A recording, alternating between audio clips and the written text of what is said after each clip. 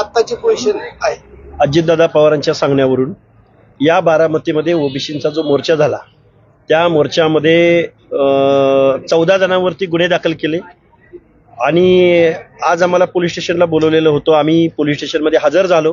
आम्हाला अटक करा आणि ओबीसीनी लोकशाही मार्गाने आंदोलन केलं, मोर्चा काढला म्हणून आमच्यावर गुन्हा दाखल होत असेल तर ज्या मनोज जरांगेंनी धनगर समाजाच्या पार्श्वभागात लाकडं घातली असं म्हणणाऱ्या मनोज जरांगेवरती गुन्हा दाखल करून घेत नाहीत.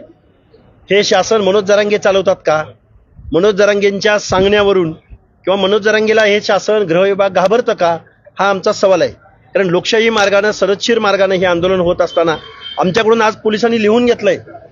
आम्ही सर्व महाराष्ट्रातल्या ओबीसी VJNT बांधवांना सांगत आहोत, आमच्याकडून लिहून घेतलंय की असा गुन्हा परत करू नये. म्हणजे उद्यापासून आम्ही भाषण करायचं नाही का?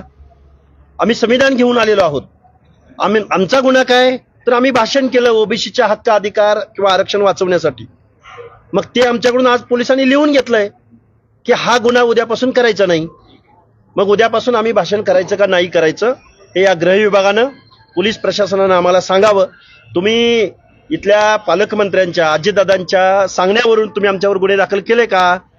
हा प्रश्न आहे आमचा. आणि आम्ही संविधानातल्या आमच्या अधिकाराविषयी अजितदादांच्या पदाधिकाऱ्यांचं म्हणणं आहे की जाणून बुडून अजितदादांना बदनाम करण्याचं हे षडयंत्र आहे.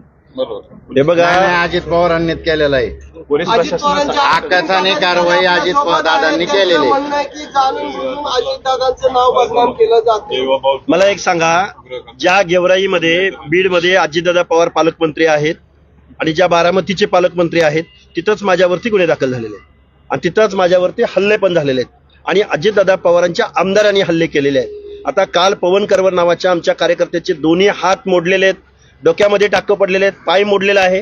तो मरणाशी झुंज देतोय. परवा नवनाथ वाघमारेंची गाडी जाळून टाकण्यात आलेली आहे. हे सगळं घडत असताना गुन्हेगार 1 तासामध्ये, नवनाथ वाघमारेंची गाडी जाळणारा माणूस 1 तासामध्ये गळ्यामध्ये हार घालून बाहेर पडतो. आणि काल जीव घेणा हल्ला जो झालाय त्या आरोपींना अजून अटक झालेली नाही. आणि आमच्यावर गुन्हा काय तर आम्ही भाषण केलं, आम्ही मोर्चा काढला, यांनी आमचे जीव घेतलेले आहेत, आजपर्यंत घेत आलेले आहेत. आम्ही फक्त संविधानाची भाषा बोललो तर आमच्यावर गुन्हे दाखल केले आणि आज पोलीस प्रशासनाकडून आमच्याकडून लिहून घेतलंय की इथून पुढे हा गुन्हा करणार नाही. म्हणजे कोणता गुन्हा? आम्ही गुन्हेगार आहोत. आम्ही ओबीसींच्या आरक्षण वाचवण्यासाठी आम्ही महाराष्ट्रामध्ये आंदोलन करतोय शांततेच्या मार्गाने, संविधानाच्या मार्गाने.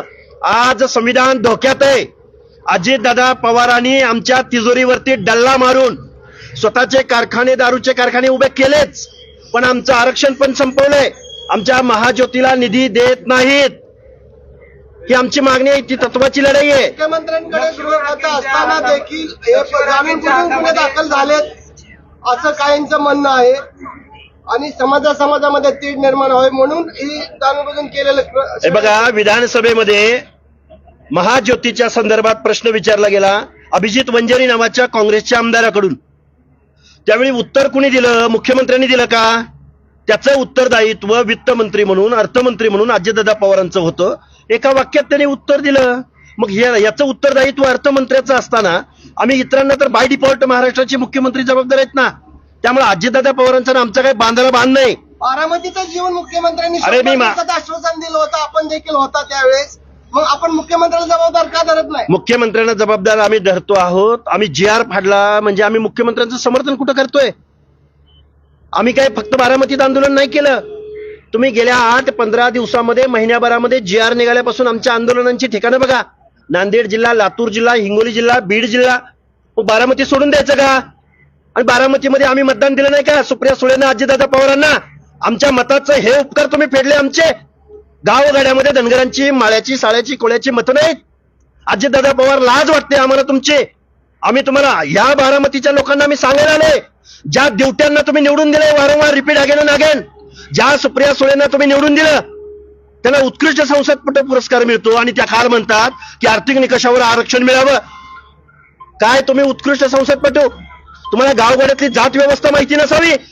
निषेध व्यक्त करतो, धिक्कार व्यक्त करतो. म्हणून बारामतीतल्या माझ्या बांधवांना समजावून सांगायला आलोय की तुम्ही जे दिवटे निवडून दिलेले आहेत त्यांनी आज तुमचं ओबीसीचं आरक्षण संपवलंय.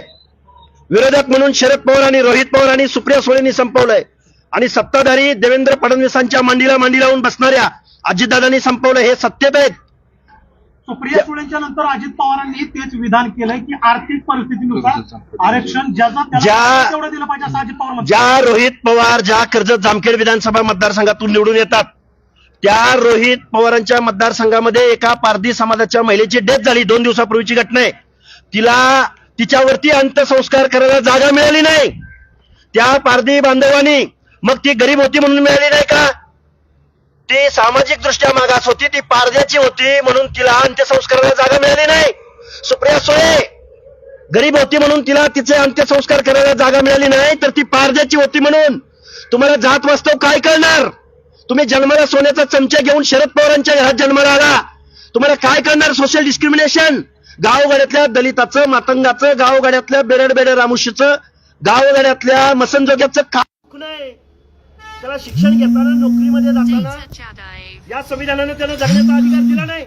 आणि पवार फॅमिलीची काय गुणवत्ता आहे? पुढची दिशा काय असणार? पुढची दिशा आम्ही ज्यांना मतदान दिलं त्या लोकांनी ओबीसी आरक्षणाबद्दल चकार शब्द काढलेला नाही. उलट आमचं आरक्षण घालवणाऱ्या माणसाला पाठिंबा दिलाय. ते बारामती मधल्या मूग गिळून गप्प बसलेल्या ओबीसी बांधवांना जाग करायला आलोय. अरे विरोधात सत्ताधारी जेवढे जबाबदार आहेत तेवढेच तुम्ही गप्प बसून घरामध्ये बसला ना शंडासारखं, तेवढेच तुम्ही सुद्धा जबाबदार आहे. तुम्ही सुद्धा झडपी मेंबर, पंचायती मेंबर, शिक्षक नोकऱ्यामध्ये तुम्ही गेलाय. तुमचं हे आरक्षण गेलेलं असेल, जागा व्हा. ज्या ड्युट्यांना तुम्ही निवडून दिलं त्यांनी तुमचं आरक्षण संपवलंय. ज्यांना कुणाला बारामतीचं वावड आहे, ज्यांना कुणाला बारामतीमध्ये येऊन बोलतोय त्याच बारामतीमधनं महाराष्ट्राची सत्ता चालते. त्यावेळी बारामती दिसत नाही का तुम्हाला? हाके सर, सुप्रिया सुळे यांच्यानंतर अजित पवार आज असं म्हणतायत की आर्थिक परिस्थितीनुसार आरक्षण दिलं पाहिजे, कोणाचा विरोध असायचं कारण नाही. म्हणजे आर्थिक परिस्थितीनुसारच आरक्षणाची मागणी अजित पवारांनी ईडब्ल्यूएस दिलंय ना नरेंद्र मोदींनी. का नकोय मग तुम्हाला ईडब्ल्यूएस? आणि का मग जरांगे पाटलांना पाठिंबा देताय तुम्ही? त्या गेवराईच्या आमदारानं, अजितदादा पवाराच्या आमदारानं जे आंदोलन उभं केलं मुंबईमध्ये आणून, अजितदादा पवारांना त्यावेळी कळत नव्हतं काय? तुम्ही JR काढून झाला, तुम्ही दाखले काढायचं, प्रत्येक तालुक्याला तहसीलदारला टार्गेट दिलंय, 1,000 दाखले काढले गेले पाहिजेत म्हणून. आणि तुम्ही आज म्हणताय की आर्थिक बेसवर वारे. तुम्ही ओबीसींना येड्यात काढण्याचं काम अजितदादा पवारांनी करू नये. JR वरती सही करणारे अजितदादा पवार, का बरं त्यावेळी तुम्ही बोलला नाही? आर्थिक निकषावर आपल्याला आरक्षण मिळालंय म्हणून तुम्ही आज बोलता काय? ओबीसींना येड्यात काढण्याचं काम अजितदादा पवारांनी, सुप्रिया सुळेंनी करू नये. ज्या बारामतीमधून महाराष्ट्राचं राजकारण चालतं त्या बारामतीमध्ये आम्ही आलो तर कुणाला वाईट वाटायचं काही कारण नाही. लक्ष्मण हाकेंच्या हातामध्ये संविधान आहे, लक्ष्मण हाके संविधानाला मानतात. लक्ष्मण हाकेंचा ज्यावेळेस मोर्चा होता त्यावेळेस पोलिसांनी परवानगी नाकारली तरी देखील तुम्ही मोर्चा काढला. आता नेमकं तुमच्यावरती गुन्हा दाखल झालेला आहे, नेमकं याला जबाबदार कुणाला पकडतो? याला जबाबदार जो ओबीसीच्या बाजूने बोलतो, ज्या पोलीस प्रशासनाला. आमचे मोर्चे 100 पेक्षा जास्त झालेत ना, कुठंच गुन्हा दाखल झाला नाही ना. बारामतीतच कसा काय गुन्हा दाखल झाला? मुंबईत जरांगेनी जी काही व्यवस्था चॅलेंज केली तिथं जरांगेला बोलवलं का पोलीस स्टेशनला? म्हणजे जरांगे हा एका उच्च वर्गात जन्माला आला म्हणून त्याला एक न्याय पोलीस प्रशासनाचा, आणि आम्ही ओबीसीची बाजू मांडतोय म्हणून आम्हाला वेगळा न्याय. हा कुठला न्याय आहे? सत्ता तुमच्या हातात, ती आमच्या मतावर, आणि तुम्ही आम्हाला चुत्या बनवताय. आणि मग परत जीभ घसरली. आम्ही बोलतोय, आम्ही संविधानाला मानतोय, आमचा संविधानावर विश्वास आहे. याचा अर्थ आम्हाला काही कळत नाही. या भानगडीत अजितदादा पवारांनी पडू नये. म्हणजे तुम्हाला थेट म्हणायचंय का अजित पवारांच्या सांगण्यावरून हा गुन्हा दाखल झाला? सांगा ना मला एक सांगा. आम्ही महाराष्ट्रात शेकडो मोर्चे आंदोलन केलेत, कुठंही अशा पद्धतीची नोटीस आम्हाला निघालेली नाही. मग बारामतीमध्ये कशी निघते? या प्रश्नाचं उत्तर आम्हाला पत्रकार बांधवांनीच द्यावं. आपण सांगत होता की आपण सांगतो की मराठा समाज आपला मराठाला गृह खातं घाबरतंय, आणि गृह खातं तरी मुख्यमंत्री देवेंद्र फडणवीसकडे, आणि देवेंद्र फडणवीस त्यांच्या खात्यात इंटरव्ह्यू कोणाकडून देत नाही. मी नाव घेतलं का? घाबरतंय गृह खातं, घाबरतंय.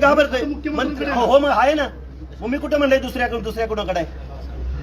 गृह खातं कुणाकडेही असू द्या ना, मग घाबरतंय का? हा सवाल आहे ना आमचा. देवेंद्र फडणवीस सहभागी मग आमचा मग आहेत ना. आमचा सवाल कुठं आहे? गृह खातं घाबरतंय का असंच म्हणलोय ना आम्ही दुसरं काय बोललोय? गृह खातं ज्याच्या कुणाकडे आहे ते गृह खातं घाबरतंय का यांना? आणि घाबरून आमचं ओबीसीचं आरक्षण संपवलंय का? मग झुंडीला दबावाला बळी पडून जर तुम्ही आमचं आरक्षण घालवणार असाल तर आणि प्रत्येक गोष्ट कोर्टातून आम्हाला मंजूर करून घ्यावी लागत असेल, तुम्ही कशासाठी गेलाय तिथं सत्तेत? तुमच्या हातून काहीच होणार नाही का?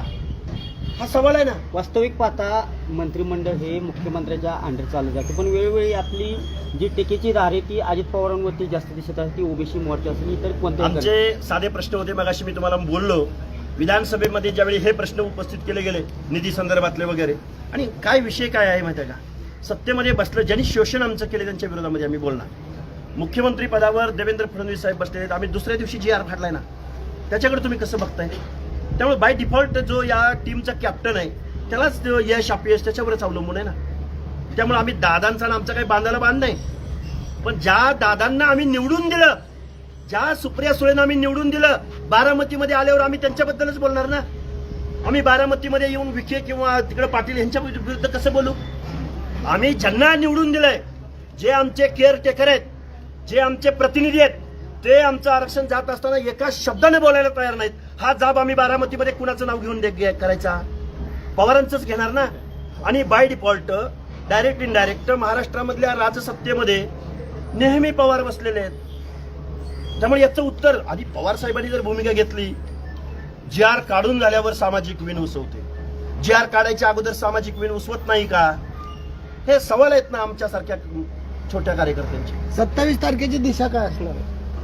27 तारखेची दिशा म्हणजे कुठल्या इंटेन्शन? आता मेळावा आपला माझा मेळावा 27 तारखेला अहिल्यानगर मधल्या शेवगाव आणि पाथर्डीच्या बाउंड्रीवरती होत आहे, आणि आंदोलनं चालू आहेत. नांदेड जिल्ह्यातल्या तारखा आहेत, आमच्या पश्चिम महाराष्ट्रामध्ये लोणंद असेल, फलटण असेल, पंढरपूर असेल, हे आमची आंदोलनं होत आहेत. सत्ताधाऱ्यांच्या विरोधामध्ये आम्ही बोलत आहोत.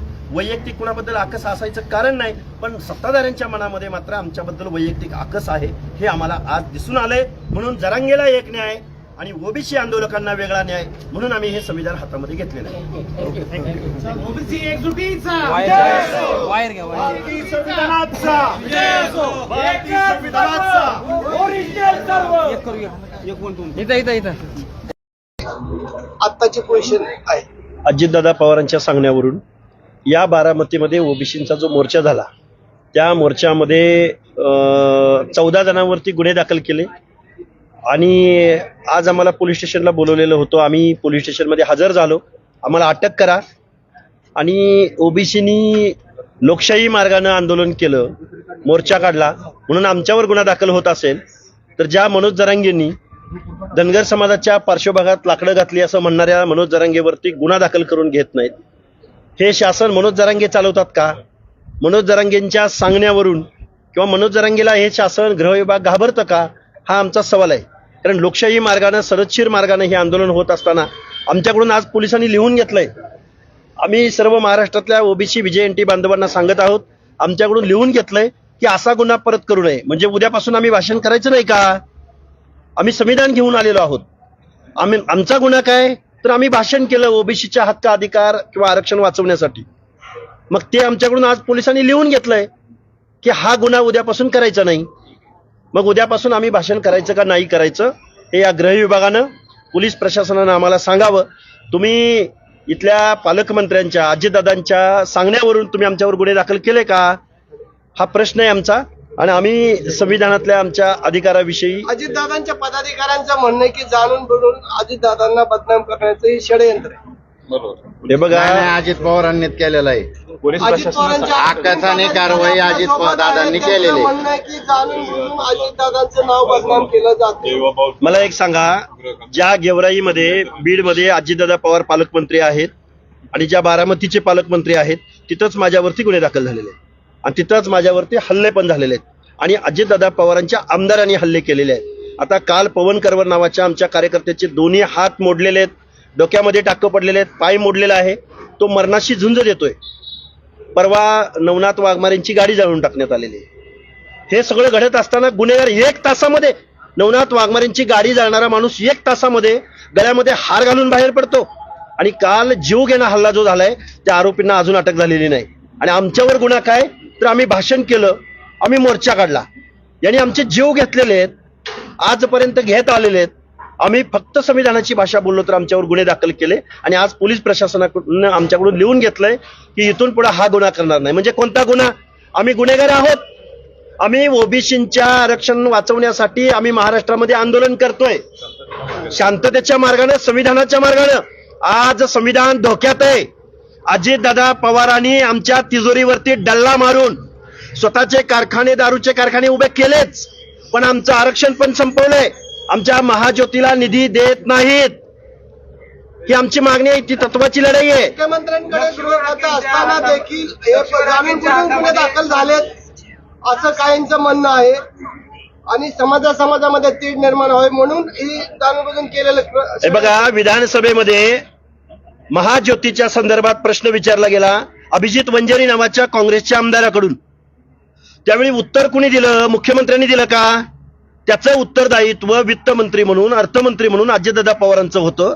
एका वाक्यात त्यांनी उत्तर दिलं. मग याचं उत्तरदायित्व अर्थमंत्र्याचं असताना आम्ही इतरांना तर बाय डिफॉल्ट महाराष्ट्राचे मुख्यमंत्री जबाबदार आहेत ना. त्यामुळे अजितदादा पवारांचा ना आमचा काही बांधाला बांध नाही. बारामतीचं जीवन मुख्यमंत्र्यांनी अरे मी 100 दिवसाचं आश्वासन दिलं होतं, आपण देखील होता त्यावेळेस. मग आपण मुख्यमंत्र्याला जबाबदार का धरत नाही? मुख्यमंत्र्यांना जबाबदार आम्ही धरतो आहोत. आम्ही GR फाडला म्हणजे आम्ही मुख्यमंत्र्यांचं समर्थन कुठं करतोय? आम्ही काय फक्त बारामतीत आंदोलन नाही केलं. तुम्ही गेल्या 8-15 दिवसामध्ये, महिन्याभरामध्ये GR निघाल्यापासून आमच्या आंदोलनांची ठिकाणं बघा. नांदेड जिल्हा, लातूर जिल्हा, हिंगोली जिल्हा, बीड जिल्हा. मग बारामती सोडून द्यायचं का? आणि बारामतीमध्ये आम्ही मतदान दिलं नाही का सुप्रिया सुळेंना, अजितदादा पवारांना? आमच्या मताचं हे उपकार तुम्ही फेडले आमचे. गावगाड्यामध्ये धनगरांची, माळ्याची, साळ्याची, कोळ्याची मतं नाहीत. अजितदादा पवार, लाज वाटते आम्हाला तुमचे.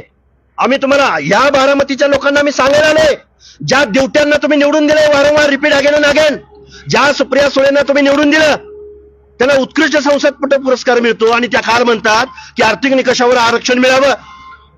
काय तुम्ही उत्कृष्ट संसदपटू? तुम्हाला गावगाड्यातली जात व्यवस्था माहिती नसावी? निषेध